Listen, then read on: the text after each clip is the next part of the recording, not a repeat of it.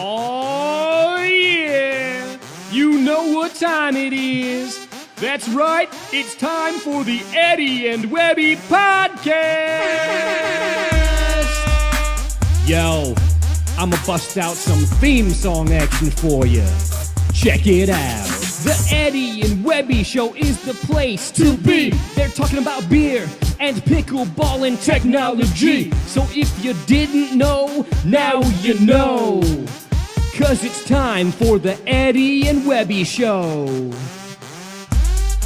On today's episode, Eddie and Webby go over the hill and through the woods. This is the Eddie and Webby Podcast.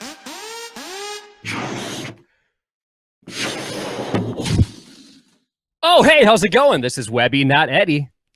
And I'm Eddie, and this is our 40th podcast.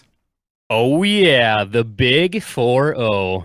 Man, I seriously can't believe we've already reached this milestone. 40 episodes? What the heck? How did that happen? Every time. I always say it. I can't believe we're here. If you would have told me we would have made it past episode 8, I probably would have called you a liar. Yeah, I really cannot believe it, but I'm super excited. It's an exciting milestone. We have an exciting guest. I can't wait to get started. Let's do it. That's right. Guys, we are live on Facebook. We are live on YouTube. We are live on Twitch. And this is meant to be interactive. So as we're going through the evening, be sure to throw some comments, questions in there, especially with the guest we're going to have tonight. You definitely want to make sure you have an opportunity to interact with him. Right, Webby? That is correct. Yes.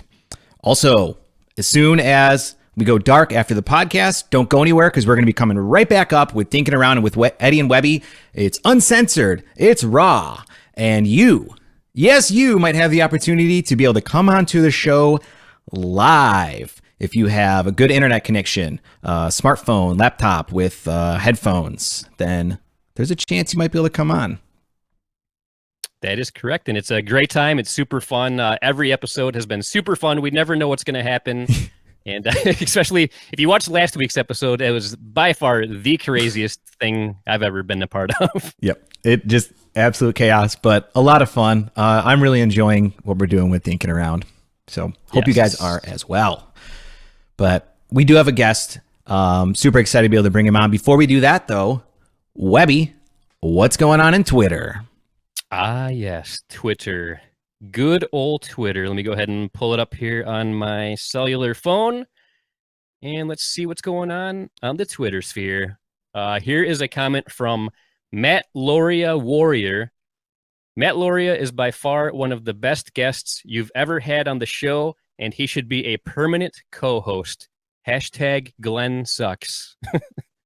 Wow. That's a little bit harsh. I mean, it's nice for Matt. It's that the hashtag is a little jab at our first ever co-host. Yep. Yeah. Well, so we appreciate that, Matt Lauria Warrior. Thank you. Yeah. Thanks for the comment. Here's another comment here from Pickleless Cage at Eddie and Webby. Why was Matt Lauria's audio so choppy in episode 39? Is he still using AOL dial-up internet or something? Ouch, indeed. Yeah. Wow. I mean, yeah, he did have his audio was cutting in and out a little bit. Maybe he needs to get more of those discs for the free AOL minutes. Maybe he was running out of the AOL minutes on his discs. I don't think it was AOL bad, but it might have been like DSL bad. Right.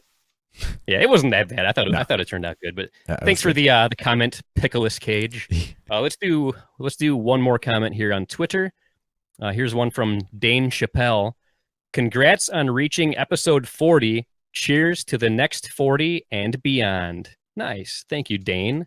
Yeah, that's super nice, man. Like I said before, I can't believe we're here. I can't believe this is our 40th episode.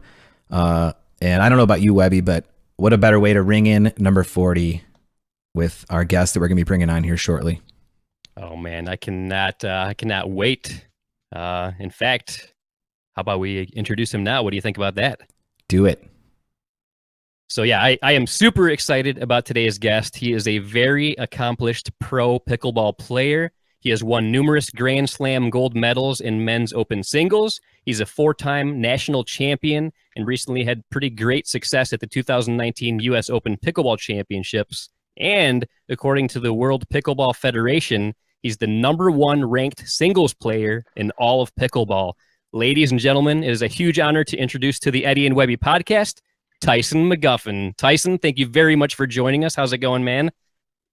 Gentlemen, thanks for having me on the 40th episode here. Super stoked to be hanging out with you guys. And I'm actually hanging out in Camden, South Carolina right now, in this little tiny town teaching a camp. But yeah, man, all is well. Thanks for having me.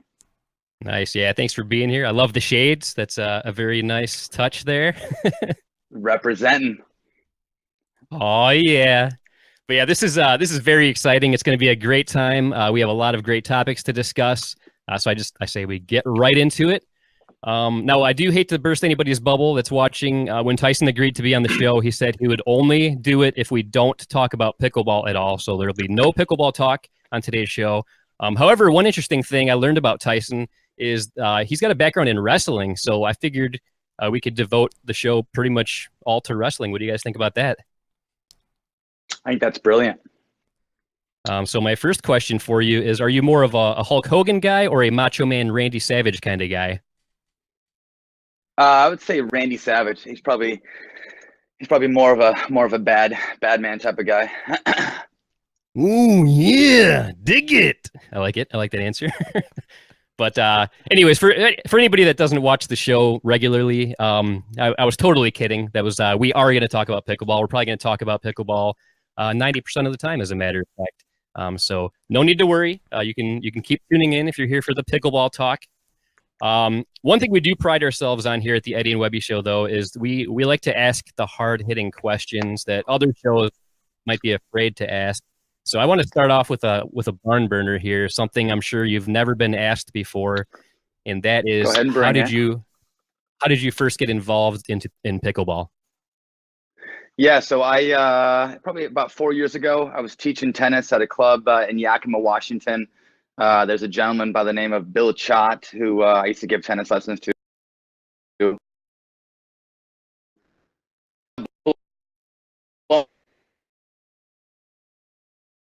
Uh-oh, we're having some audio issues here. Can you still hear us, Tyson? Yeah, I can still hear you. Your audio's chopping up a little bit. So go ahead and start from the top again. You started to cut out a little bit right as you were getting into how you got started with pickleball. Okay. Can you hear me now? Yeah. Yep, I can hear you. Okay. Yeah, so I was teaching in an area in central Washington called Yakima. There's a gentleman by the name of Bill Chott who, and kind of like a common theme in racket sports, ended up blowing out his shoulder. I see this a lot when I teach nationwide, whether it's badminton players, racquetball players, or ping pong players that kind of tend, and they still have that fire to, kind of be involved in some sort of racket sport. So he kept bugging the heck out of me about playing pickleball, and he was in like a local YMCA. About 3 months in, he finally got me out there. I remember showing up to that YMCA, and everybody was about 75 plus, and there was about 1 million lines out there. We're using this little, sponge or jugs ball, and wasn't intrigued. And I would say I really didn't get over the hump until I played my first tournament. That was at the Cougar Classic in 2016 in Portland, Oregon. I remember playing Curtis Campbell in the finals. Tournament. Just kind of in love with the family-oriented feel. It was kind of a fresh breath of air from tennis. And obviously I found some success right away, and kind of met some cool guys. Got introduced to Chris Miller. Chris Miller introduced me to Matt Goebel. Matt Goebel and I have had some success in doubles over the last couple of years. So yeah, things all just kind of fell into place. Nice, very nice. So do you still play tennis from time to time, or are you pretty much all pickleball these days? You know what? I take a look at that tennis court now, and I'm thinking, my God, that thing's huge. And so no, I would say, I'm a 5'5" tennis player. I tried to go pro. I didn't really have enough money. nor was I 6'5" and could pop a serve 140 miles an hour. I was just kind of known on the tennis court as, you know, this kid from Washington that had some wheels, that could fight and that could hit a forehand. So yeah, I resigned at my job in Spokane as a director of tennis August of 2018. And last week in July of 2018 was the last time that I taught a tennis lesson. And I'm very pleased about that. Nice. Yeah, it's crazy. I hear that so much. There's so many people I know that used to play tennis, and it's like as soon as they got into pickleball, it's just like, see you later, tennis. I feel like I mean, some people will still go back to it, but I feel like a majority of them just, once they get that pickleball bug, it's pickleball for life. Yeah, I mean, you think about, and it's funny too, because like when I teach nationwide, it seems like these tennis players that come into pickleball really get humbled, you know. And I remember like working at like a high-end country club in Central Washington in Yakima for about 6 years, and it's funny, there's so many others that told me, you know, never play pickleball, you know, high pride, you know, tennis player, and now I'm actually seeing those players in tournaments and playing pickleball, and it's funny, like pickleball and like the status of, you know, just it being so down to earth and still kind of having that backyard drinking sport feel. It totally just kind of humbles these country club tennis players. I think it's pretty cool. Oh yeah, absolutely. Now, one thing for me, I play with a lot of beginners in the area that I'm at. I feel like there's not a ton of experienced players. So I've set up some open pickleball times, or I've like organized groups to come out and get like beginners out there to try it and stuff. And I got to tell you, nothing is more refreshing to me when somebody that's trying pickleball for the first time tells me that they have a tennis background, because I feel like they pick it up immediately. Like if somebody's got a tennis background, it's nothing for them to get into pickleball. So I love hearing that somebody has a tennis background if they're new to the sport and I'm teaching them. Yeah, for sure. I mean, I'm PPR certified, and I PPR work for a company called Pickleball Gear and LevelUp Camp. And yeah, I mean, I would say tennis players probably have the easiest into pickleball. If you take a look at racket sport players, I mean, I would say, you know, racquetball, ping pong, squash, and badminton probably have a much tougher time transitioning in. But yeah, I think there's benefit from all the different rounds come ball, right? So. Oh yeah, for sure, definitely. Well, I don't know about you guys. I'm actually getting very thirsty, and I feel like before we get too far into this discussion, I think we should do something to take care of that. I agree wholeheartedly. I think we should. Cheers, gentlemen. I just happen to have something here to cheers with as well. This is I'll be drinking great. I'll be drinking a Centennial IPA from Founders Brewing. What about you, Tyson? I'm drinking a Goose Island IPA from Chicago, Illinois. Oh, nice. I was just in Chicago a few weeks ago. Lovely place. Yeah. And I'm going to be having Dogfish Head 90-minute IPA, which if you guys have never had this, it is good, and it's also a little dangerous because it drinks like a normal IPA, but it is, where is that here? Where's the ABV? I don't know. Whatever. It's strong, but it drinks like a regular IPA, and it's delicious. Oh, nice. The old punch in the face after one or two of those bad boys. Yeah, absolutely. That's exactly why I like to have one at the beginning of the podcast. Gets real sloppy as the night goes on. Yeah, why not? Huh? Yeah. Have some fun. Yeah, it's kind of funny. I have a buddy back in Seattle, and we're like IPA fiends, man. So anytime we go to breweries and anytime we travel, our main thing is like a bunch of, you know, bomb sushi and good food, and then always trying to hit up, you know, brew and drink good IPAs and stuff like that. And so, Nice. But yeah, after about 2 or 3 IPAs, you definitely kind of feel it in the back of your head, and it bites the back of your mouth, right? Mm-hmm. Yeah. Oh, yeah. Yeah, definitely. Get those hops sitting around there. I love a good IPA. IPAs have definitely become my favorite style of beer, no doubt. Yeah. While we're talking about IPAs, there's a little bit of a random question here. Let's see. This is from Terry Niemoff. And Terry wants to know when the last time you had a zit. I don't know if this is an inside joke or not, but I thought I'd at least bring it up right now at the beginning of the show. Terry Nemeth is kind of a second dad to me, and I have no idea why he's asking me that. It's kind of an uncomfortable question, but the last time that I had a, you know what? I actually have one, that a-hole on my forehead right now, and it's probably because I've been in this swampy heat in South Carolina. It's been so stinking hot here, man. I mean, it's been 92 degrees with 85% humidity each day. Yeah, Terry, there's actually one right here, and don't worry about it. 'Cause it's slowly going away. Nice. Good. Thank you for the question, Terry. I have one more other question here. I guess while we're talking about your appearance, right? Anybody that's seen you play or seen some of your pictures knows that you have quite the tattoo collection going on. So our buddy John Davison wants to know, are you planning on keeping the one sleeve, or are you looking to go to double sleeves? You know what? That's a great question. I've been kind of looking into a second tattoo. I think with my teaching profession and obviously playing profession, I don't think it would be ideal to add two, you know, and honestly, I think if you add two, then you kind of have to have a piece to kind of connect the two. I've been thinking about this for the last year. And so John, no, I'm probably not going to add a second sleeve.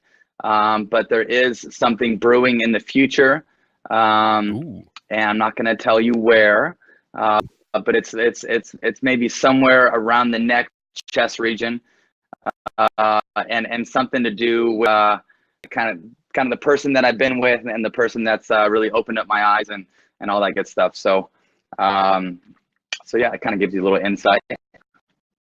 Nice. Thanks for the question, John. So a little bit ago, you were talking about how hot it is where you're at. One thing I always like to find out from people is what they do to try and beat the heat while playing pickleball in a tournament. When it's an outdoor tournament, super hot outside, like what's your go-to way to like cool off when dealing with that? Yeah, well, I'm actually sponsored by a company called ASEA. So I drink a lot of cell replacement water. It basically reactivates dead cells in my body, helps with recovery, helps with pushing out inflammation, helps with pushing out lactic acid, helps bring in electrolytes and magnesium, potassium, all that good stuff. If anybody's ever seen me play, I tend to sweat like a machine. And why that is because my cells are very activated and I actually sweat a lot more, but I'm cooling off much quicker. If that makes any sense. But so I use their whole line of products. I use the multivitamins. I use the cell replacement tablets. I'm also sponsored by a company called Salt Stick. I use the salt caps to help with cramping and stuff like that. I also use their electrolyte pills. But yeah, I mean, I'm plenty hydrated going into tournaments, you know, summertime or, you know, obviously mid-spring if I'm coming out east and it's humid as hell. I'm always looking to hydrate like a week early, and throughout the day, just making sure that, you know, I have electrolytes in my water or I'm taking my electrolyte pills. I also use Liquid IV. I think a lot of people use that stuff. You can buy it at Costco, Walmart. I think it has salt and magnesium and potassium in there. But yeah, if you're wondering why I sweat so much, I got about 30 ounces of ASEA a day. So my pores and cells are activated, and so I tend to just shed sweat like there's no tomorrow. Yeah, I mean, I don't even take stuff that helps me sweat more, and I sweat like crazy. Eddie can attest to that. It's insane how much I sweat. It's weird. Pretty sad. Yeah, like it doesn't take much either. Like sometimes just walking to the pickleball court is what all it takes to set me off. I don't know what the deal is, but yeah. So I definitely need a lot of electrolytes throughout the day when I'm playing outdoors in the heat. So it's good to know all the stuff that you're using. Well, drinking IPAs, it could be hops and the IPA beer leaking. Oh, wait, so it's not good to drink a bunch of beer before a tournament? You know what? I don't think. Man, But yeah, we've been doing it all. We've been anytime doing it I'm all playing wrong this whole time. tournament, I try. Yeah, right. Anytime I'm playing, I try to discipline myself and not drink too many IPAs. Obviously, the day before singles, I make sure that I'm sober as can be.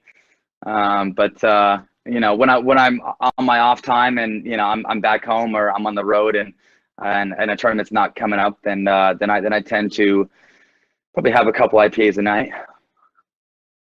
Nice. So you were talking about being sponsored by one of those companies for the stuff that you were using for that. As a lot of people know, you're also sponsored by Selkirk. How long has that partnership been going on?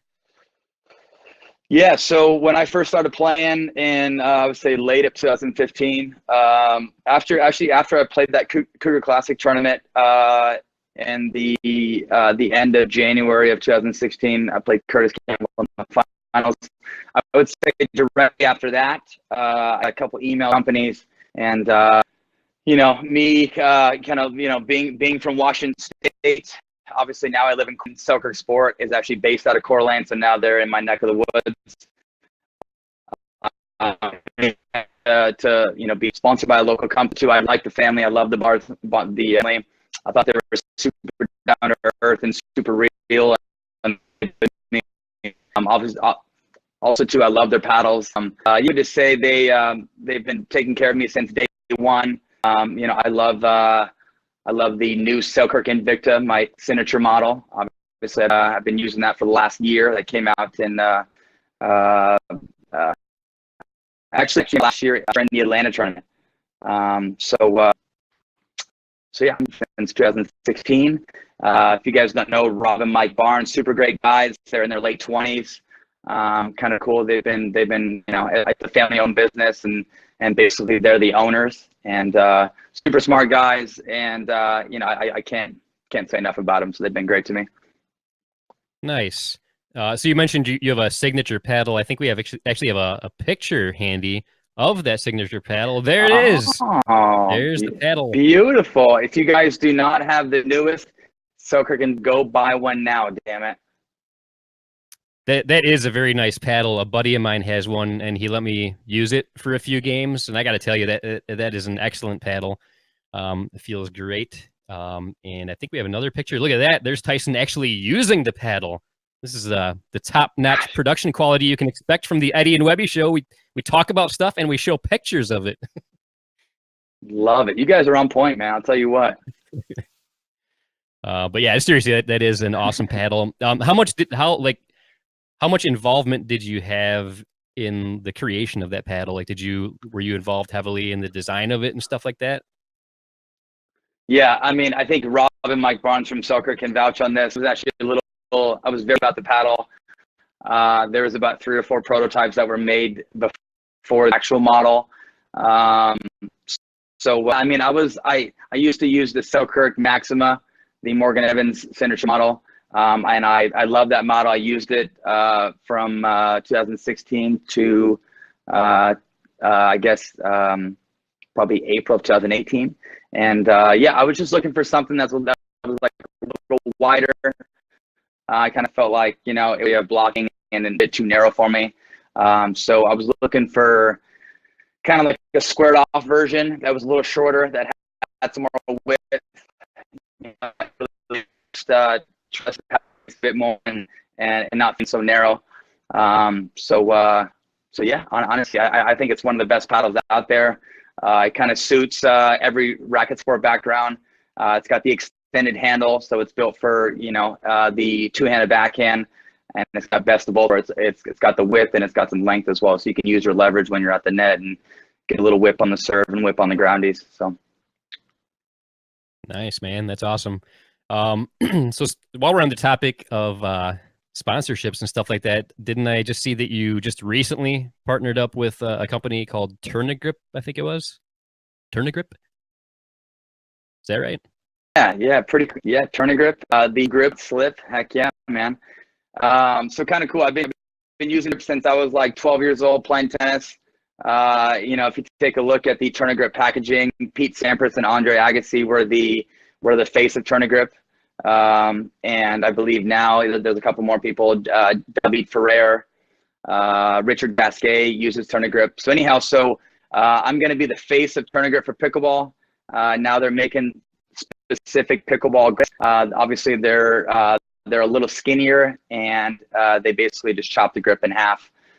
So come the end of June, you will see my face on that packaging, and you can buy Tourna Grip at Dick's Sporting Goods, Walmart, Tennis Warehouse, Tennis Express, all that good stuff. So pretty cool.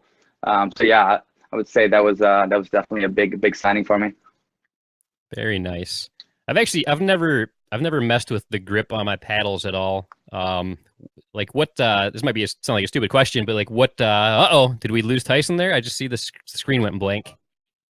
You still there, Tyson? You see me? Okay, I see you. Yeah, I'm still here. All right. Yeah, worried there for a second. There we go.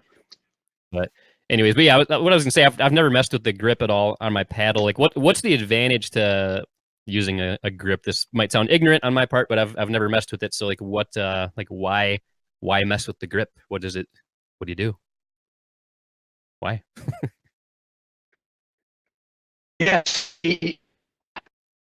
I don't think it's very attractive with the look of it. It's one of the few grips out there where when it gets sweaty, it gets a little tackier. So kind of has that distinct feel when your hand gets a little moist. It kind of has that simple blue look. It's got the red tape on top.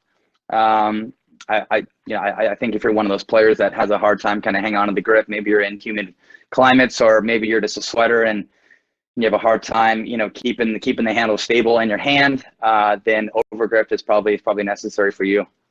Okay. Makes sense. Makes a lot of sense. Don't know why I didn't even think about that. Now I feel like an idiot for even asking that question. But anyways, it's one thing earlier in the show, we were talking about how you have a wrestling background. I actually do want to learn a bit about that. Like, what can you tell us about your wrestling background you had when you were younger? Yeah, so I started wrestling when I was 5. I grew up in a family of brothers and one sister. I'm the B, and my dad was a wrestling coach for 30 years. My oldest brother wrestled for University of Oregon and then Boise State. Grew up just in kind of like a rough and tough wrestling family. Funny story. We grew up in Onshore in Central. It's a little town of like 5,000 people, and my dad used on all these little trips all across the country, and he'd stuff all the kids in a van. I even made my sister wrestle. And his deal was that every 200 miles, he would make us get out on the freeway and run a mile. So I remember being like, 10, 11 years old, running on the freeway, and my dad would style marker. And once we gave it free.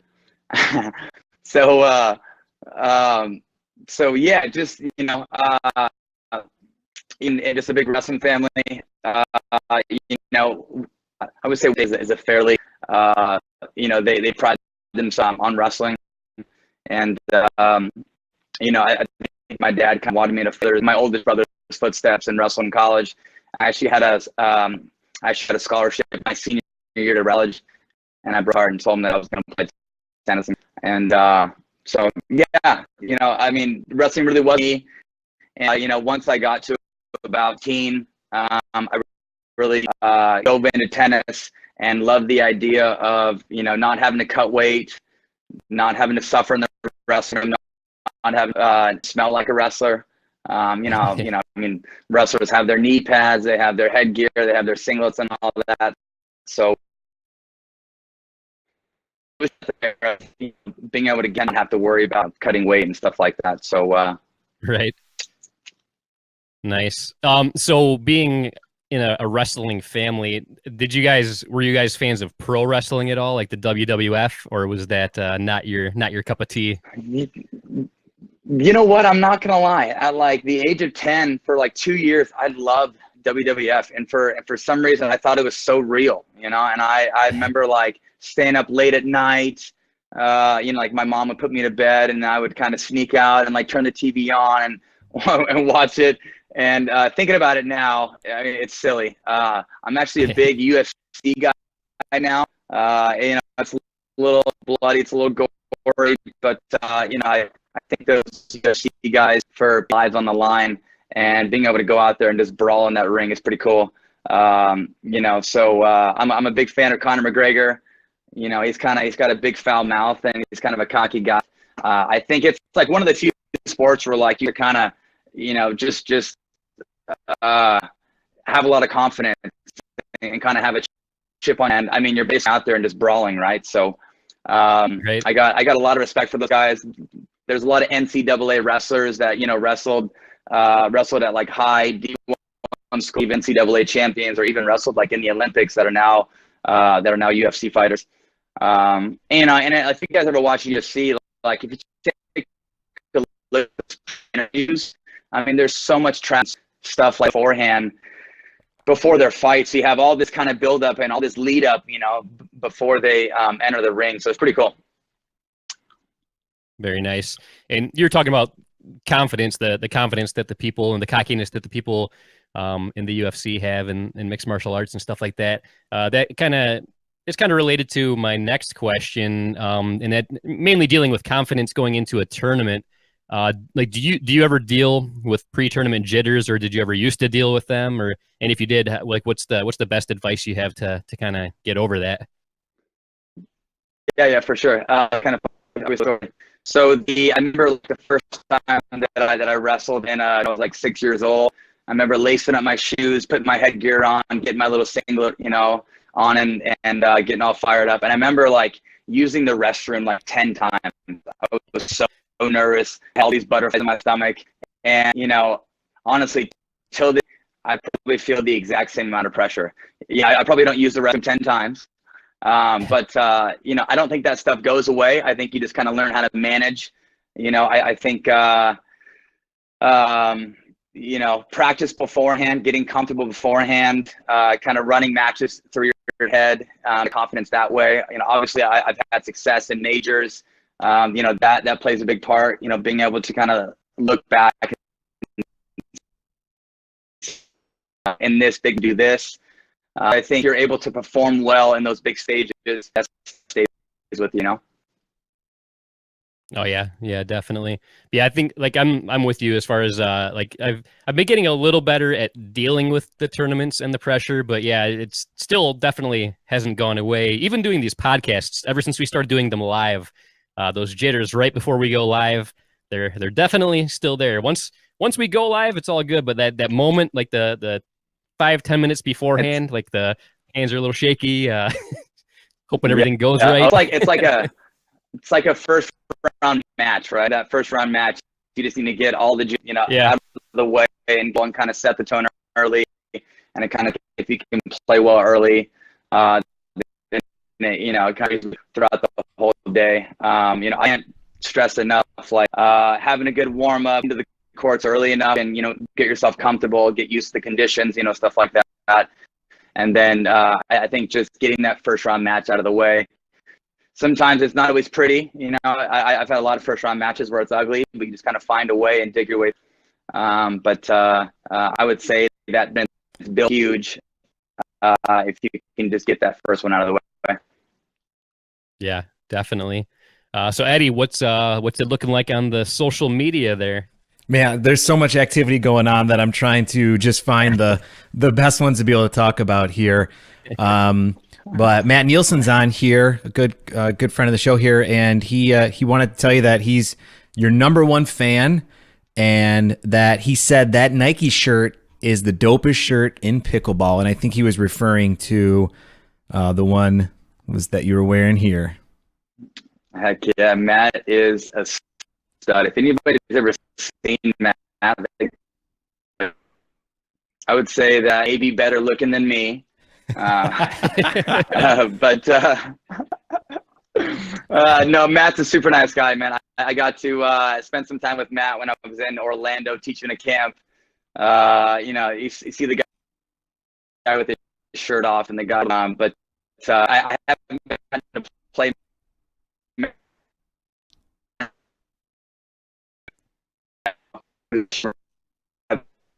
for my U.S. Open. I think you're breaking up there a little bit. Can you say that last part again there? Can you? Yeah. So I would say that I give Matt all the credit for my U.S. Open win. All right. Nice. Yeah, I got to play one time with Matt, and he's obviously a far superior player to me, but he was so nice. I kept missing drops, and so he basically was on my team, and rather than getting frustrated and trying to take all the drops to keep us competitive, he let me take every single one because he's like, this is exactly what you need to be working on, and you got to respect people like that. But when he was on the other team, he had his two-handed backhand drive at me. And I'm not kidding you, I almost pissed my pants right there in the court because I had never had a ball hit so hard at me. I actually have it on video that I want to show sometime, but Matt cool guy. spanks that backhand for sure. Yeah, I mean, I would say everybody needs a Matt in their pickleball community. The guy's super humble and loves to like embrace new players and I mean, just a great guy all around. So yeah, for sure. Got one more comment here that will probably be a good transition into what I think Webby was going to be talking about next. This is from Mary Bittner, and she says, how do you stay stoked to teach 52-year-old 3.0 non-athletic women in your clinics like me, referring to herself? And she said, you were great in the Punta Gorda Level Up clinic, and I do have your new paddle. Mary, you are such a sweetheart.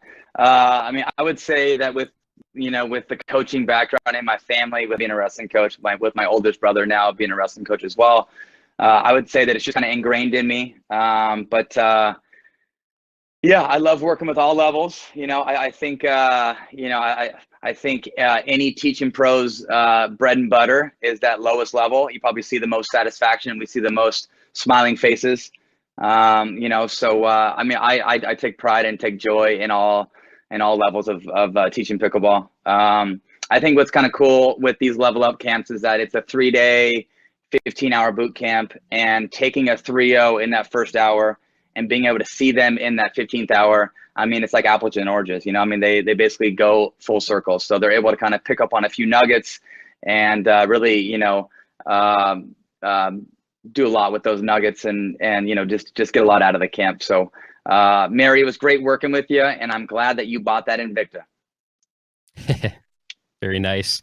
And yeah, Mary, Eddie was right. Like that was perfect timing for that question, because I actually did want to ask you more about the whole Level Up Pickleball camps that you're involved in. How long have you been involved with that kind of stuff?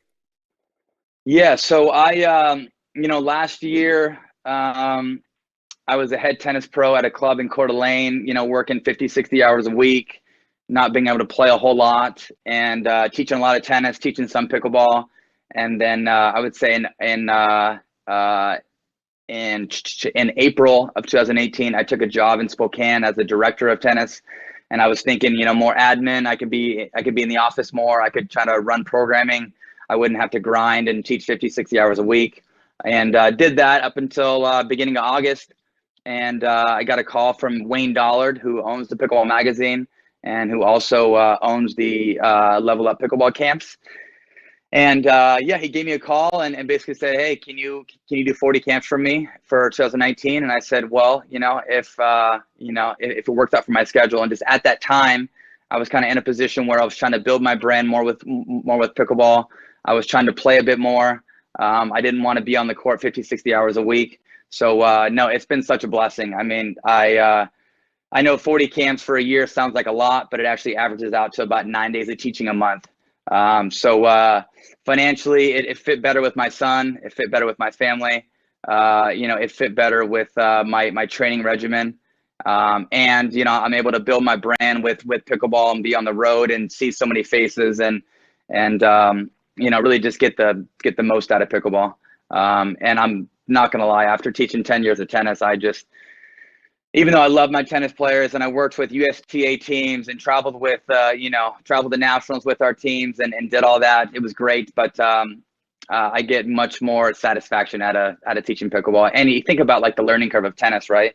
I mean, taking a 3-0 to a 3-5 in tennis it may take 8 months, it may take a couple years, taking a 3-0 to a 3-5 in pickleball.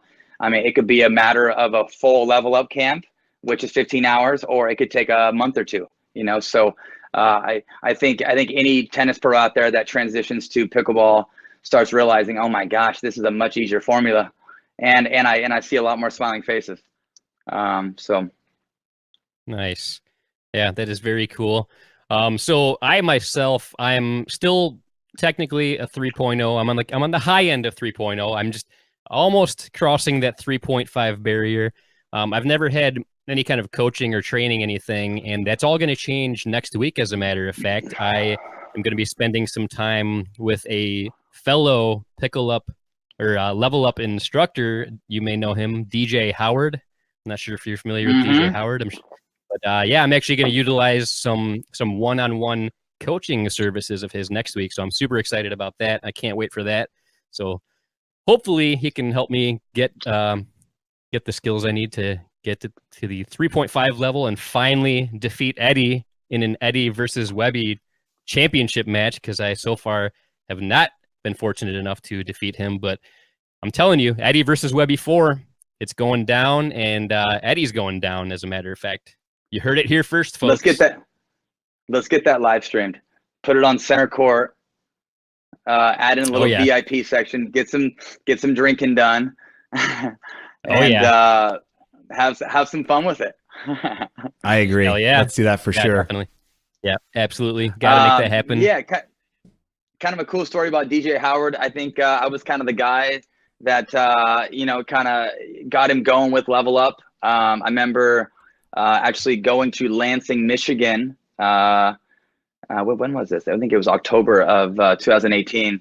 And I went out there for a weekend and trained with him and kind of helped him out to a certain degree, and found out that the guy was super knowledgeable, and he had been teaching tennis for 20 years, and he was USPTA certified and knew his stuff and knew the progressions, and just, was super personable and knew how to work with people. So I called Wayne Dollar, and I'm like, dude, this is our guy. Let's get him signed on.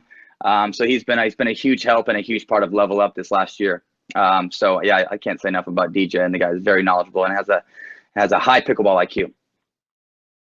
Very nice. Yeah, I can't wait to meet him next week. Can't wait to get some training.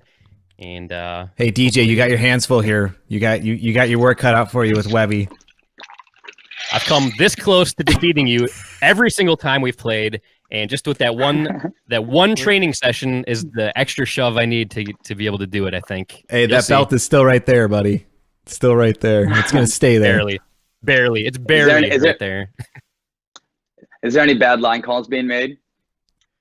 No, I feel like I feel like we're both pretty honest. I feel like we're actually probably even a little bit more forgiving. Like I'll have to be 100% certain that the ball is out before I call it. So yeah, actually, for sure. I went back recently and watched the Eddie versus Webby 2.5 match that happened in Grand Rapids, and I actually did not call a couple balls out that were clearly out. So you're welcome for that. Well, there you have it. Yeah. I'm a very, very big fan of good karma, and it's funny, like teaching tennis and teaching pickleball and being in camps and stuff.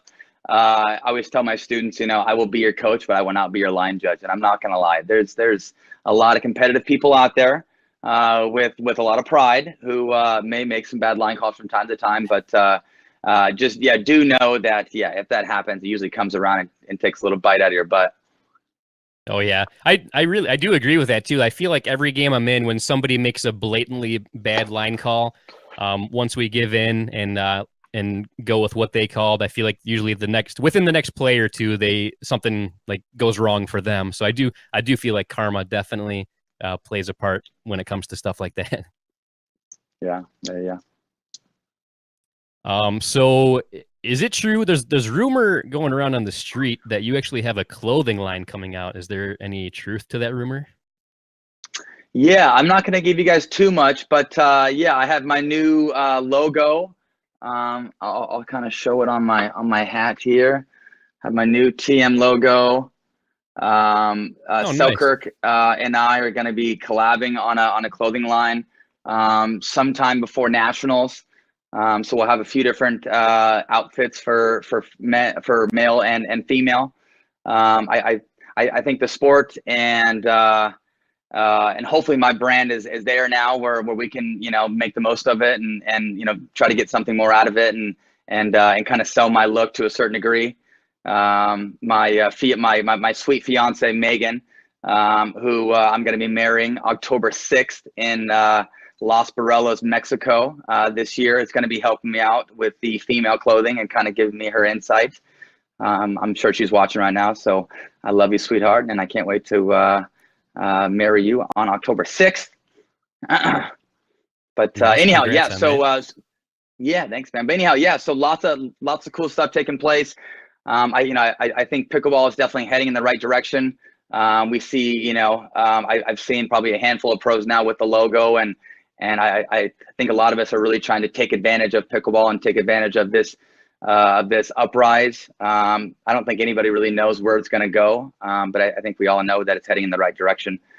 So beware for my clothing line right before nationals. It's going to be a pretty cool look.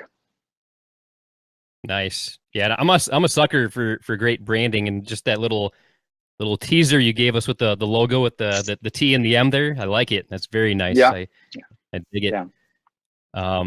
But actually, speaking of your fiance, I kind of wanted to talk about that a little bit too. I'm a follower of the Tyson and Meg social media accounts on Facebook and Instagram.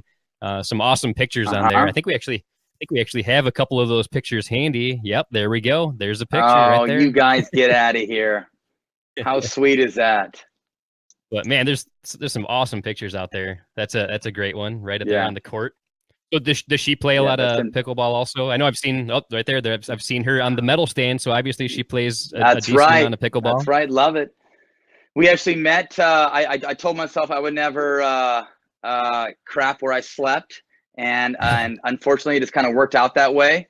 We actually met on the pickleball court. I was working with her. She was jumping in my programming when I was working at a club in Coeur d'Alene. And one thing kind of led to another. But she lives in Coeur d'Alene. She herself is very successful. She owns a water bottling and water treatment company. I call her the water killer. I mean, she's been such a blessing, and I definitely give credit to her for my success and keeping me happy and being able to deal with my babyish ways from time to time, and being able to put my diaper on from time to time. Nice. No, that's great, man. The pictures on the social media for the Tyson and Meg page are pretty awesome. There's good pictures of you guys working out, stuff like that, and then just like the scenery in some of those pictures is pretty amazing too. It's pretty cool to see what you guys are up to on and off the pickleball court. Oh, it looks like we got a training session going on there. Some fitness. I think in that photo I had just had 2 IPAs. That's why my stomach kind of looks a little fluffy. But we are fully trying to dive into branding, social media. We have a nice little kind of team around us to kind of help us be successful in that area. So I am trying to make the most of my brand and do as much as I can while I'm on top. I think a lot of the pros know that 5-10 years on the road, when the game changes tremendously or like the level gets better, that not all of us are still going to be around. So I'm trying to take the smart route and really build my brand with teaching. Now I have a website. If you guys want to go check out my website, it's called TysonMcGuffin.com. You can take a look at my camp schedule. You can take a look at my tournament schedule. You can take a look at my all my sponsors. Once the clothing stuff comes out, we'll have some of that stuff on there. She is gold in my eyes. So it was actually very quick. We were only dating for probably about 6 months, and when you know. And I remember going down to the jewelry store in downtown Coeur d'Alene and got her a nice little chunky diamond, and had a professional photographer kind of hiding out up kind of on this mountain, like back in the woods. And I remember walking up there, and I was just nervous as hell. And anyhow, he got to capture the moment. I put the ring on her finger, and she was crying. I was crying. And then he popped out, and he was taking photos. And also too, I had a bottle of champagne, shook that thing up and sprayed it around. And I'm not gonna lie, directly after that, we got some drinking done, if you know what I mean. Nice, very nice. Very cool. So what does Tyson McGuffin like to do when he's not playing pickleball? What do you do for fun? Yeah, you know what? So I have a son. His name's Ty Randy Russell McGuffin. He's such a little stud. So he's into wrestling right now. He's into gymnastics. He just started this new cool little class called like Ninja Warriors. Nice. But yeah, I mean, yeah. So I try to spend as much time as with him as possible. I actually so his mom lives in Yakima, where I used to teach, and I actually live in Coeur d'Alene. So he starts school in September. So I'll actually have two separate homes. I'll have a home in Yakima and then a home in Coeur d'Alene, and then I'll be on the road as well. So I'll spend 10 days in a row with him each month in Yakima, and then I'll be on the road the rest of the time and then be in Coeur d'Alene. So kind of a crazy schedule, but you know, I mean, I'm only a father once, and I didn't want to miss out on his childhood and stuff like that and his upbringing. So it just made more sense that I, with my flexible schedule with LevelUp, that you know I make it work and I get a second home there, so I can spend more time with him. But yeah, so I would say just try to spend as much time with him as possible. You know, I like going to music festivals. I think you guys know, obviously, like going to breweries. You know, anytime I travel and do some stuff with the family, we're all about good food and hiking and you know, being fit and being outdoors and all that good stuff. So yeah, that's probably me to a T. Very nice. And Jack the Cat actually just made his appearance here. Hey, Jack. Can't have our Milestone 40th episode without Jack the Cat making an appearance. Hey, buddy. So Eddie, what's going on social media there? You know, you brought up your son, Ty, and then Terry actually asked, he wants us to ask you about the funniest thing that your son has ever done. Funniest thing that my son has ever done. I think every dad has probably, if it's not funny, it's kind of more disgusting, but it was funny at the time. I think any dad has kind of gone through this. He was in the bathtub and he was 2 years old, and he ended up going number 2 in the bathtub. And so, you know, daddy had to get his hands dirty and get in there and pull his butt out and clean up all that stuff. But no, he's it's kind of funny, you know, like you have kids and it's just so cool to see some of the traits in your son or in your daughter that you didn't have at that age or that you don't have in general, you know. So I know it's just so cool to see all the good in him and some of the main characteristic traits that he has that I never had when I was a kid, you know. So yeah, I mean, he's all into wrestling. He loves beating up on dad. You know, he loves you know, kicking me in the you know what from time to time.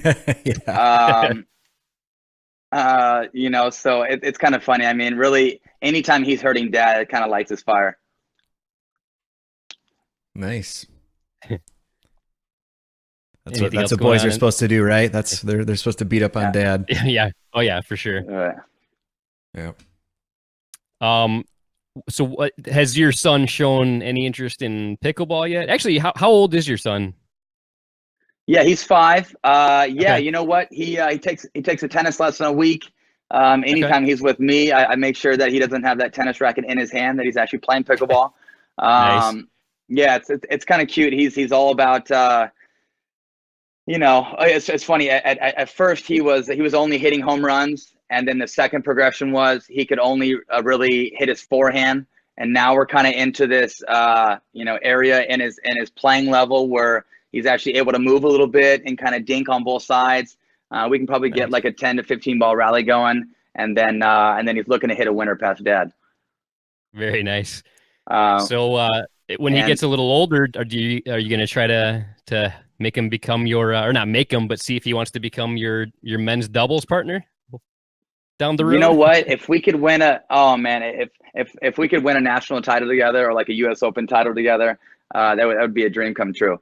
But I'm gonna kind of let him go and let him kind of find what he loves. You know, so he's got a lot of passions right now, and he loves all sports. So I think it's great for any kid at that age to, you know, kind of get a blend and get a taste of, you know, soccer, basketball, everything.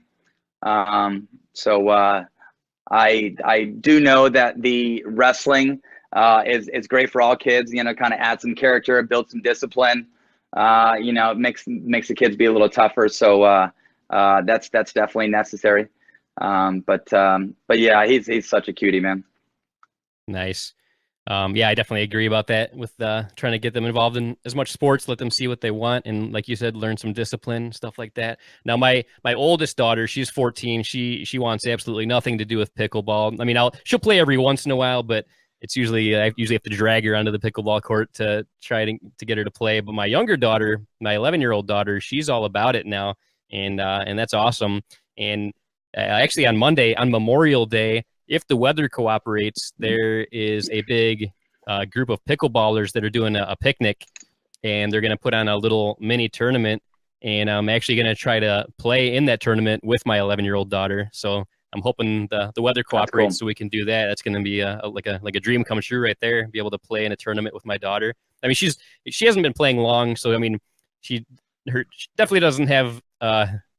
The skill level isn't that high. You said you and your son sometimes get like a 10 and 15 dink rally going. I don't think we've ever gotten that far together when I've had her on the other side of the net, but she's getting there. Right. She's getting better at the eye-hand coordination, and she's got the heart. So just the fact that we're going to possibly play in a tournament together is awesome. I can't wait.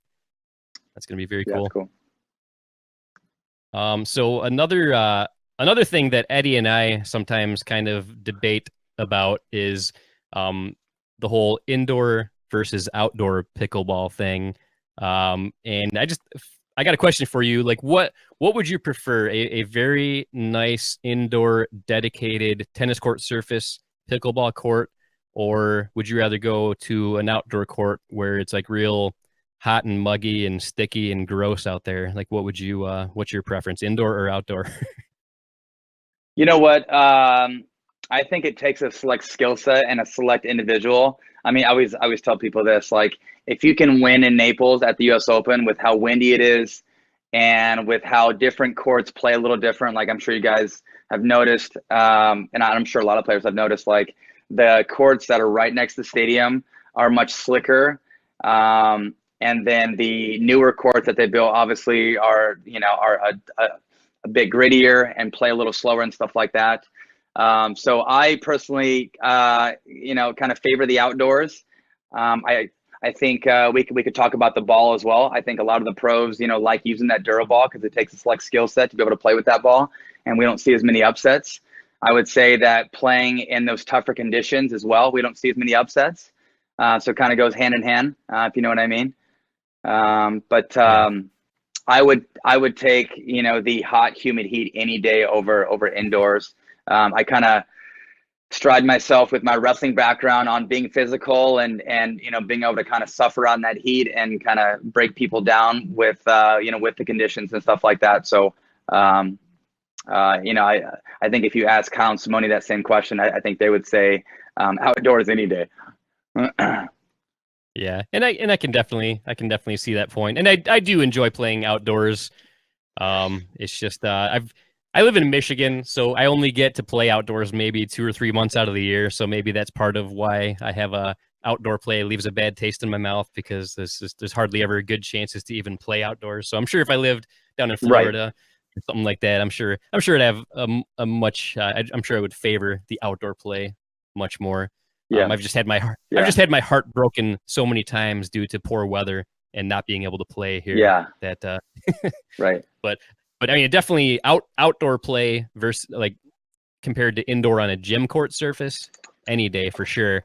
But I do love to play indoors on on a dedicated court that's got like the tennis court surface that I love, and I almost prefer just because you're guaranteed to be able to play. Because for somebody like me, I have such limited time to play that I like the idea of being guaranteed to play. Like if I want to say, hey, I want to play next Wednesday evening, and then if I try to play outdoors and the weather prevents me from doing that, if I'm playing indoors, it's guaranteed. So I don't know. It's just that's my take on it. But yeah, I mean, I would compare indoors and outdoors to like the Franklin ball and the Dura, if you know what I mean. Okay. Right. So like the Franklin ball is a little easier to play with, a little softer. doesn't take as high of a skill set to be able to play with that ball. The Duraball, obviously, when it's cold, it's like a rock, and you really have to kind of, modify things and really touch the ball. And then obviously, when it gets hot out, the Duraball is like mush. There's a lot more variables there. So if that makes sense, I would try to, I could compare, indoor tennis surface to outdoor tennis surface like the Franklin and Duraball. If that makes sense. All right. Yeah, definitely. One thing I've been curious about, you've had so much great success over the past few years. Is there any particular victory that stands out to you as being your favorite so far? Yeah, I mean, I think if anybody saw me during the win this year at the U.S. Open, I was pretty emotional. I had this big old mean mustache on my face. It was kind of a tribute to my dad. So my dad passed away April 26th of 2013.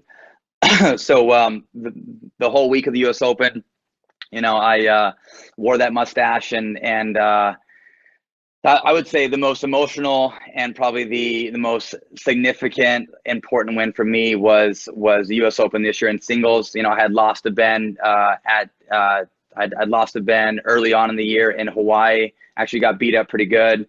Hopefully you guys never watched that match because it was very ugly. Ben played very well, and it was one of those matches where I was like, get me off this court as quickly as possible. And then I ended up losing to Ben again at the Lakes tournament in Palm Springs. It was like a 2.5 hour just grind fest. I ended up losing to him in the winners bracket final. And then in the final, I beat him best 2 out of 3. I think I beat him in 3 games. And then the game to 15 went 14-16. So anyhow, I lost to Ben, 2 times in a row. I didn't have a lot of confidence going in, but I had literally just physically worked my butt off in the gym and did as much as I could to put myself in a successful position and just put a lot of confidence in my head. And then the mixture of that, with my dad, it was all pretty cool, and it was all it's kind of like a dream come true, man. So I dropped to my knees after I won, and I could freaking barely talk in my interview because I was just a mess. I was crying for like 30 minutes beforehand. So it was pretty cool. Yeah, and that was so awesome to watch too.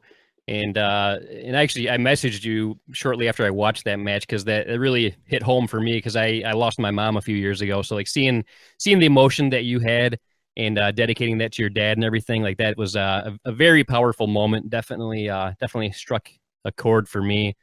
Very cool to see. But actually, speaking of your match against Ben at the U.S. Open, Eddie, I think we have a video clip of what I think was probably the best rally of that game. I don't know if you have that handy, but if you do, I'd say go ahead and roll it.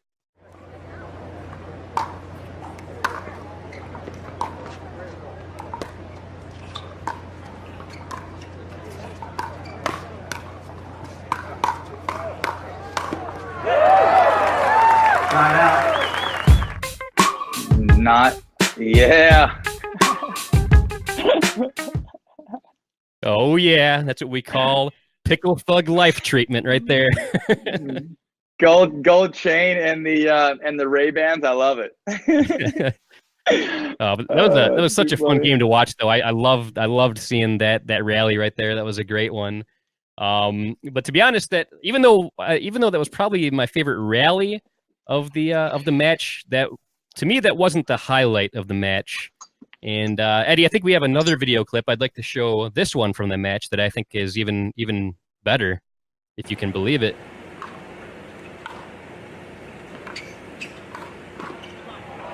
So an awesome point there from Tyson, but that's not what I'm talking about. The best part is actually coming up right about here. And wait a second, what do we got there in the background? We've got our buddy Eddie and Matt Lauria, aka Party Girl Chica 420, right there in the background with Tyson. How awesome is that? Oh yeah, got to be front and center for that match, man. That was incredible to watch. So much fun to watch that match. Yeah, thanks, man. Appreciate it. So Eddie, anything else going on social media today? Well, there was one story I actually wanted to tell you a little bit, and you talked about you had a mustache for the entire week of the U.S. Open. My wife and I were actually going to Friday night Pickleball Global Challenge Cup. We're driving down Bonita Beach Road, and I look over and I was like, man, that looks exactly like Tyson McGuffin with a mustache driving a what did you have, like a white Dodge Charger, man. Yeah, the white Dodge Charger. I'm like, that looks just like Tyson in a mustache. And then we both turned right going down 41, and I'm like, oh my God, that is him. I honestly, I couldn't even recognize you with that mustache, but it was pretty funny. I was like, that looks exactly like him. Yeah, the joke was of Global Cup was people were asking if I was Freddie Mercury or Tyson McGuffin. Oh, nice. I love Mercury or McGuffin. Yeah.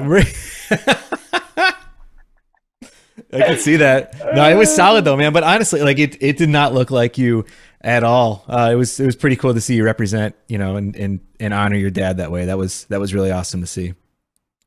Thanks, man. Appreciate it. Yeah, that was very cool. And I feel like people just don't wear mustache only much these days. So I feel like when people do rock the mustache, it kind of stands out a little more than it used to. And I've got to admit, when I first saw you with the mustache, I was like, oh man, what is this joker doing? But then when I heard you talk about why you were wearing the mustache, I felt like such a horrible person. but that was no worries. Cool. Yeah. But yeah, hey, sorry to hear about cool. your mom, and sorry to hear about your mom, man, and hope all's well. And yeah, I mean, it's obviously a tough time, and you just kind of push through as a family and team up and, make the most of it. And a couple of things that we've done as a family, we always have these little events where my dad used to love to go to. We meet as a family and we kind of spend a weekend there. We usually go to this little place called Winthrop. It's like this place north of Lake Chelan where I grew up. It's like this little tiny town of like 1,000 people. And we get the same cabin that we used to always get when he was there, and drink a bunch of IPAs and tell a bunch of stories and talk about all the wrestling stories and all the crazy stuff that he made us do when we were kids. So, Nice. So yeah, kind of fun. Yeah, very cool. Definitely. So Eddie mentioned he saw you on the way to the Pickleball Global Challenge event. Do you want to talk about that at all? How was that experience this year? Yeah, no, it's pretty cool. Jan Poppy put on a great event. I know all the players enjoyed it. It seemed like there was plenty of people in the stands. So I think he definitely sold tickets and stuff like that. It was all the East players versus the West players. I'm not gonna lie, the West Coast lineup was much more stacked than the East Coast lineup. I personally do not think it was actually that fair. I think everybody who played could vouch for that as well. But yeah, pretty cool. I mean, it was 20-minute games. You played, 10 minutes on one side, then you had to switch sides. So there was a lot of, tricky matches where it kind of came down to the very end. And you kind of played with the score, and I'm not going to lie, if you were up and there was 4 minutes left, you can kind of stall and take your sweet time. That's not always the most etiquette route to go, but you kind of got to do what you got to do to get the W from time to time. But I ended up playing, I think, 5 matches, 3 doubles and 2 singles. I won all 5 matches. I got to play with Riley Newman. He's actually a guy from the Northwest. He's my Northwest boy. And we actually played Adam Stone and Kyle Yates.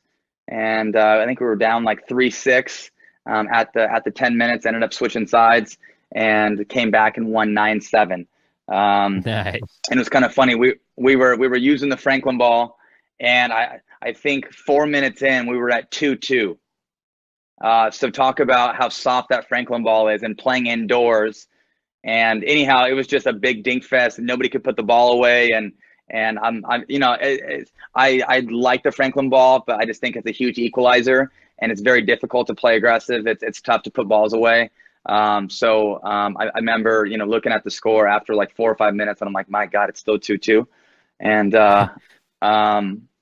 so anyhow, yeah, I got to play, Colin Johns in singles. Colin Johns is like the new upcoming player. Obviously, he's Ben's brother. Colin played on the ATP tour. I don't know what his ranking was, but the guy was a total stud. So he's just now kind of diving into pickleball. Just got sponsored by Prince. Super nice guy. Then I got to play 2 doubles matches with Riley, and then a mixed match with Irina. And then I think the last match of the evening on Friday was against Adam Stone. But yeah, the West ended up winning. And I think it was a significant win. I don't think it was close by any means. But it was fun, man. And we got to hold the big cup we got to hold the Global Cup at the very end and take a bunch of team photos and all that. So it was a cool event, and I was happy to be a part of it. And look forward to coming back next year.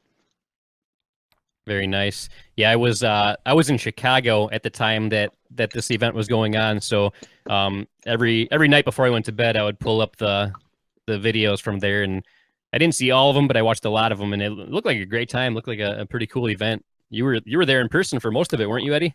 Yeah, so I was there for all your matches, Tyson, and I got to tell you, man, it was awesome. It was a very different layout, very different setup than any other tournament I've been to.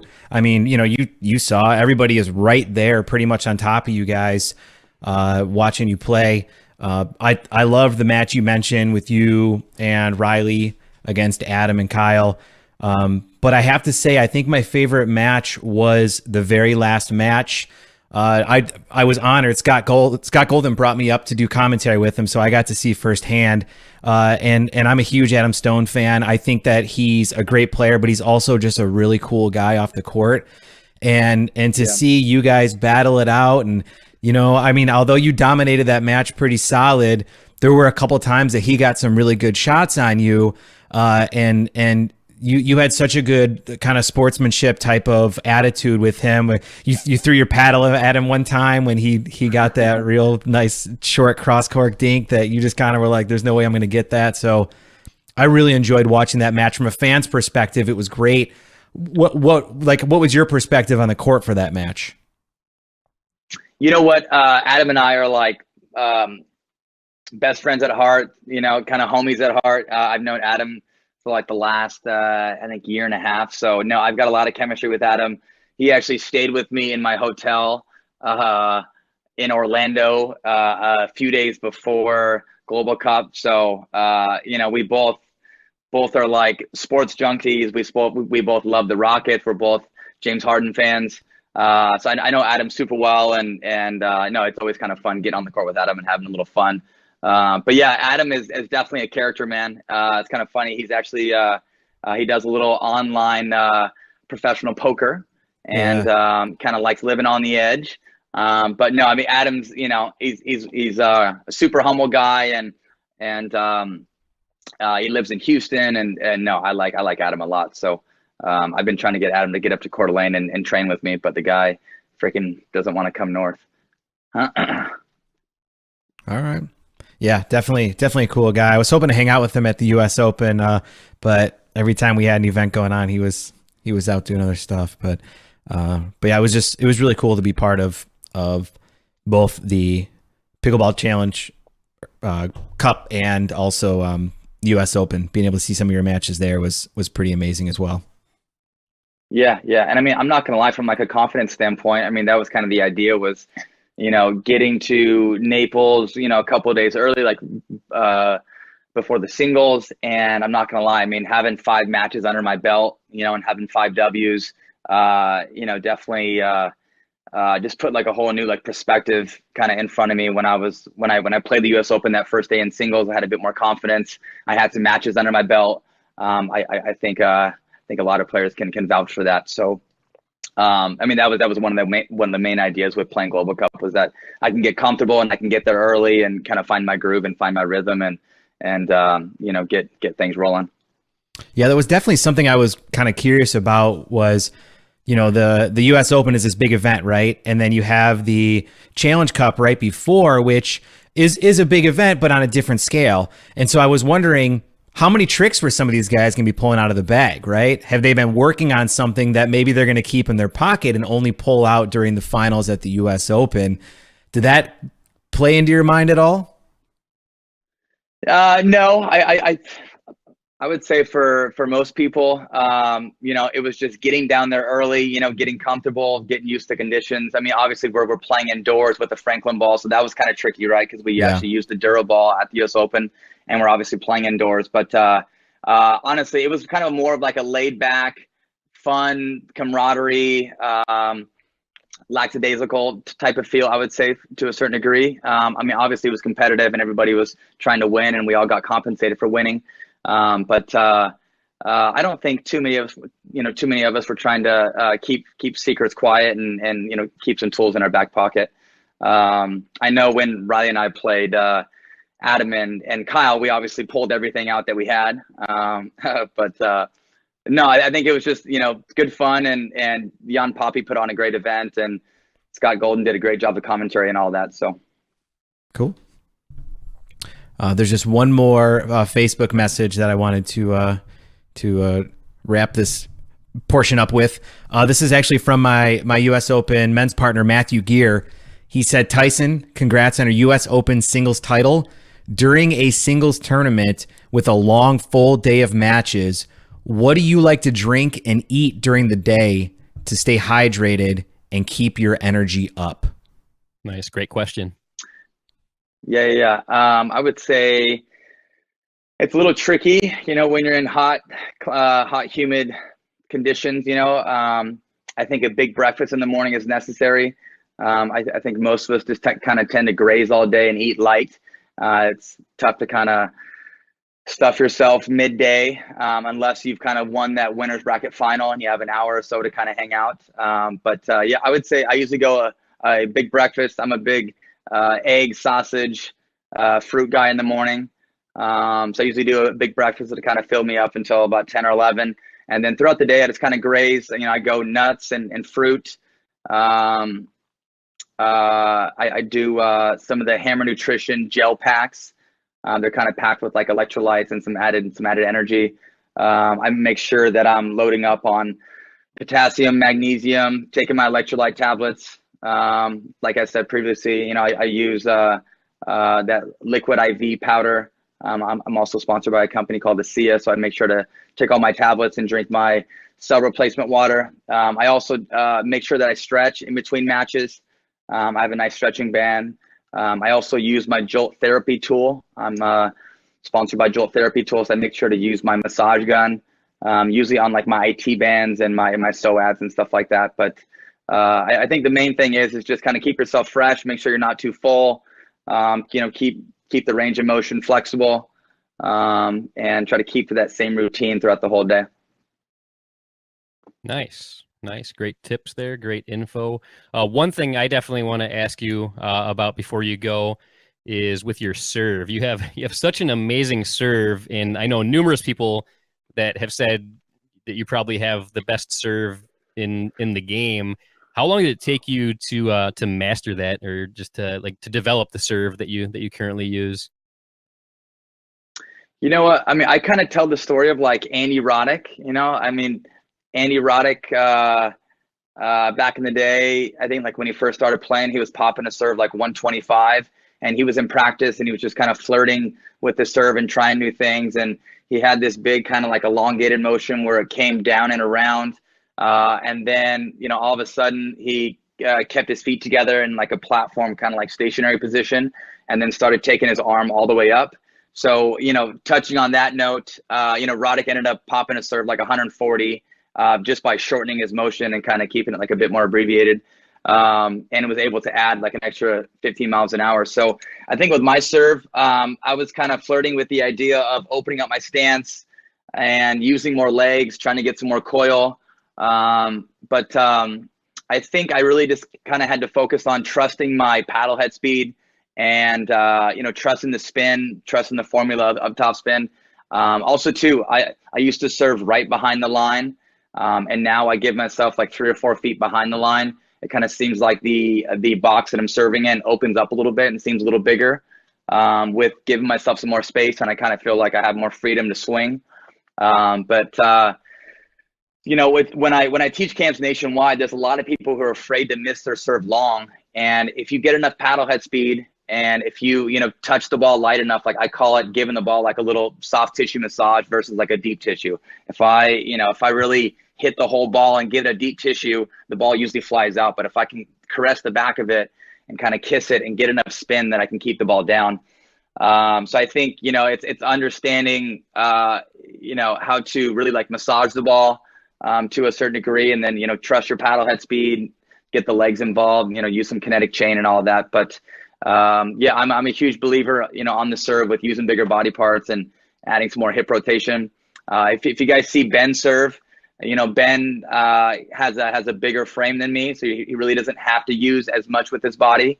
He gets probably more out of it with the shoulder. So I think, there's such a range of acceptability in pickleball, and such a range of acceptability on the serve, like depending on, body positioning and taller people and things like that, So, and I think that's like one of the beauties in pickleball, right? I mean, there's such a range of acceptability on ways to play. Like we see racquetball players coming in with their own little spice of the game. We see badminton players coming in. We see ping pong players holding the paddle up a little higher.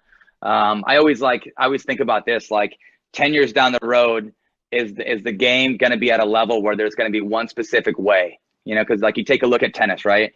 And it's this one way, highway type of path as far as teaching and as far as playing, right? It doesn't fall far off the track. Where in pickleball, we see guys switching hands, we see different grips. Yes, there's similar concrete details, but so I've talked to a lot of pros about that. Like, in 10 years down the road, is there going to be one select way? Is there going to be one select grip? So kind of interesting. Yeah, you definitely have like a distinct serve, that is very noticeable out there, and unique to anybody else that I've seen in the game. That's for sure. Well, thank you. Yeah. I have two very, very serious questions that just came in. These are very serious. Another one from John Davison here, and he wants to know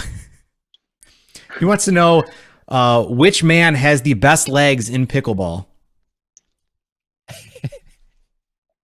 I know John's kind of built like a horse with his lower extremities. That actually sounds bad.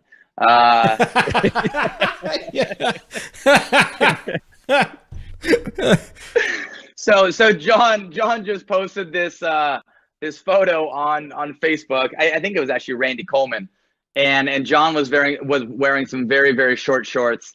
And yeah, John has some serious thighs. But you know what? I'm actually going to put myself ahead of him. All right. Okay. Thanks for that question, John. Yeah. I do like your legs, but I think I like mine better. I love it. We can always count on John for some riveting questions here that get really deep. Serious questions. Serious. Yeah. Right. And last question I have here is actually from our buddy Matt Lauria. And I really want to know the answer to this one too as well.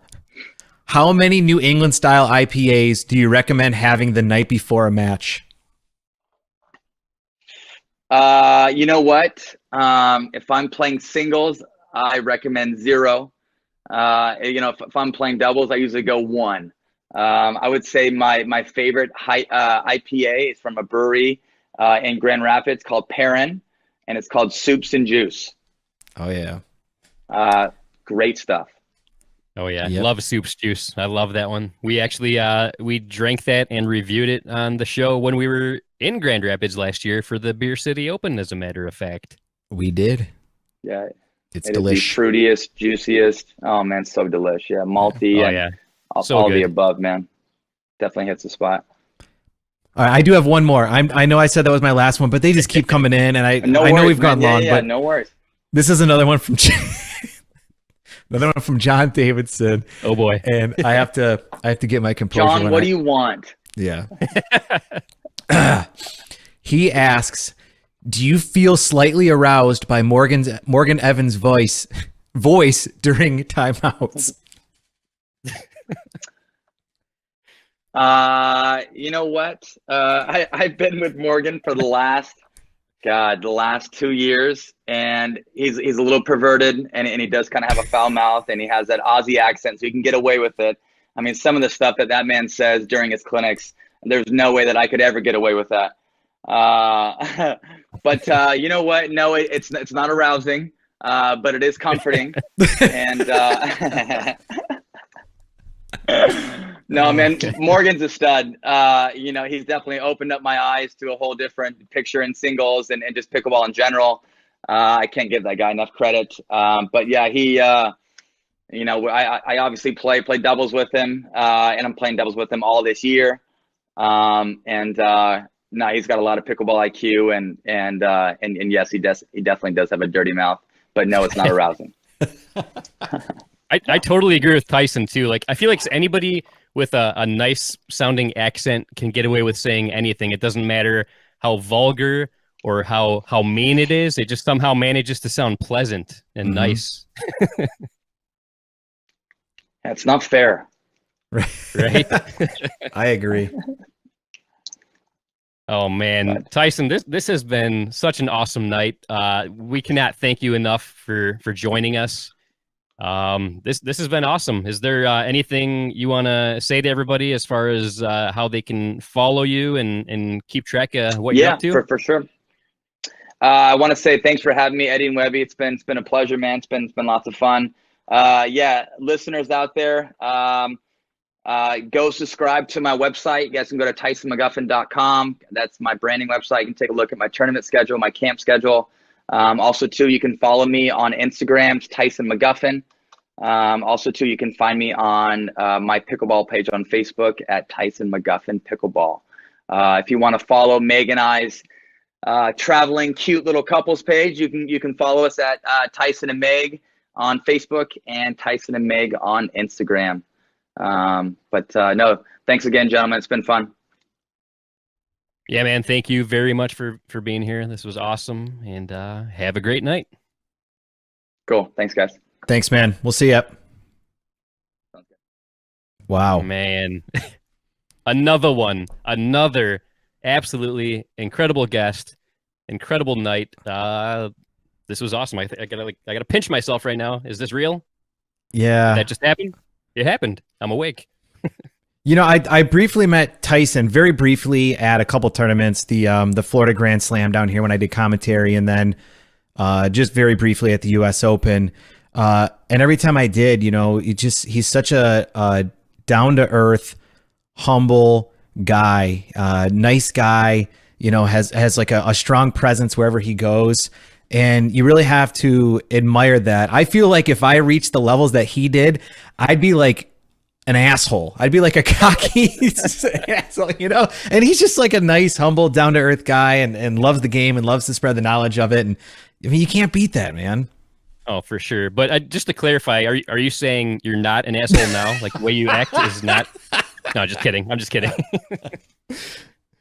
I don't know how to respond to that. I don't know either. I feel like we should probably just end the show. End it. But don't forget to remind everybody about what's coming up next. Well, we do have something coming up next, but before we get to that, we have something very important to get to. I can't believe I almost forgot about this. This is very important. And I feel like it's actually a good time because I need a little refill here. As you guys know, last week we debuted a new segment where we're going to be talking about pickle tips, right? Just the tip, just the pickle tip. That's all we're going to be talking about. And we have part 2 of that. So I'm just going to go ahead and play this video while we go run and refill our beers for dinking around. That's going to be coming on very shortly. So here is our weekly pickle tip. Hey guys, we got such a great response last week in regards to this new segment. We're trying to get some pickleball tips out there for you. So Tony is back on again. And Tony, I got a question for you, man. How are things going with Project 4.0? I'm gonna tell you, Eddie, it's exciting. I mean, there's a lot of people, you know, reaching out on comments, on emails, just in person, phone call, everything. People who want to know about how to become a Benchmark 4.0 player are super excited about this. What is it about that 4.0 rating that is like such a milestone for a lot of people who are trying to step up their game? Yeah, that's actually a really good question. When we say Project 4.0, we're not saying, hey, if you're a 2.5, 3.0, 3.5, don't do this. We're saying do this. Once you past the 4-0, right? So now you're going to 4-5 and 5-0. The skill set necessary to get there is sometimes a little bit harder to achieve, okay? Because there you're dealing more with spins, there you're dealing more with power, pace, things like that, eye-hand coordination. Some of the things are just really hard for someone to learn. The jump from 4.0 to 4.5 to 5.0 is a little bit different than getting to 4.0. So what we're saying is, hey, let's get you to 4.0, and then we'll worry about the next couple of steps. Well, talking about steps, step 1 last week, you kind of went into my foundation a little bit. Hopefully we're going to be building on that a little more this week, right? Yeah, that's the plan. And I was excited that you had Tyson McGuffin on earlier. You want to talk foundation, talk Tyson McGuffin. I mean, did you watch him get into a stroke, right? And yes, his stroke is pretty too. So the mechanical part where he's swinging the paddle is really nice. But more impressive than that is how he gets to the ball and then what he does when he gets there, how he presents his body and really gets down and ready to hit that ball. The same video that I sent you last time, you did notice that there was maybe a quick thing or something little I could do to modify or enhance my stroke mechanics. Going back to the premise that we're dealing with, we want to get you not just to play 4.0, we want you to get you to medal at 4.0. One of the things that we focus on is how do we increase the consistency of your stroke? One of the ways to do that is to simplify the stroke. In other words, take out pieces of the stroke that just don't add anything to it. One of the first videos actually that we did when we started Into Pickle was a backswing video, and it's our, I think right now it's our second or so most viewed video, and it's a super important concept, which is, do I need to take the paddle back in order to hit the ball going forward? And the answer generally is no. And so what we noticed in your stroke is basically you tend to bring the paddle up and then loop it. So it's kind of like a circular motion when you hit the ball. It's almost like a comfort thing, it's like it's just comfortable for you, just like it feels nice to do this, right? But what happens is as you bring it up and bring it around, you can lose your timing. So you can miss time when you bring it back to make contact with the ball. It's really a backswing. You're just bringing it in a circle rather than just back and forward. So and if we can eliminate it, great. If we can reduce it, that's fine too. Just anything to make the stroke as simple as possible. You have a couple of videos on backswing. In there, you do actually have a lot of drills that you can do to kind of help you minimize the backswing when it's unnecessary. Will those drills also help me with the issue that I'm facing as well? Video 1, which is the concept, so what we just talked about not needing the backswing, why you don't need it, things like that, has I think 70-some thousand views, right? So it has a lot of views. People are interested in it. The video you just talked about, which is the third video in that series, which are drills and exercises, has like 12,000 views. So there's some kind of a disconnect between learning about it and fixing it. Video 1's fine to understand it, but video 3 on the drills and exercises, that's the one you want to focus on. I'm definitely going to keep at it, keep doing those drills to really minimize the backswing, make sure I'm not doing that whole loop motion. And again, guys, it's just one more step that's getting me closer to that goal that I have of becoming a benchmark 4.0 player. And I honestly believe that with the help of Into Pickle here, I'm going to get there. Definitely, I think no question about it. Well, if you guys haven't checked out Into Pickle, definitely go check it out. Amazing content out there, stuff that's really helped me to learn the game and improve as well. So thank you again, Tony, for being on. We look forward to more of these. Thanks, Eddie. I appreciate it. And that's your tip, guys. That's your weekly tip. Very nice pickle tip. Yeah. It's funny. I was playing in my community yesterday, and one of my neighbors was like, how do you feel having all of your pickleball weaknesses exposed? And I'm like, hey, if it can help other people and help my game, like, I don't care. I got whatever. It is what it is. So, man, look how much this guy sucks. He's doing this. He's doing that. I mean, geez. I know. Well, I'm on a league right now too, and I'm worried that they're gonna be watching those videos to know how to beat me. But hopefully, I'll fix them by then. So. No, that's very cool though. I have a lot of respect for you to put that out there because definitely that's not easy to do to put that out there and let somebody critique you for the whole world to see. So I definitely commend you on that. Well, thank you very much. This was awesome. This was another great episode. I know it went a little longer than expected, but I feel like we could have spent all night with Tyson. He's just an easy to talk to guy. That was cool. Oh, for sure. Yeah, very nice. Yeah. And we all want you guys to stick around here because we're going to have an awesome segment after this, dinking around with Eddie and Webby.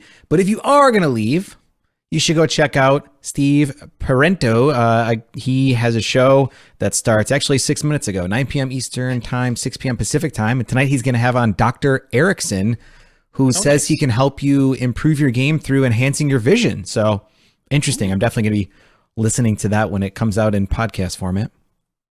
Very nice. But yeah, next is our Dinking Around with Eddie and Webby show. That is our post-podcast show where anybody can join us, and that includes you. That's right. right. And I'm talking to you. You know who you are. You know who you are. Yes, don't go anywhere, guys.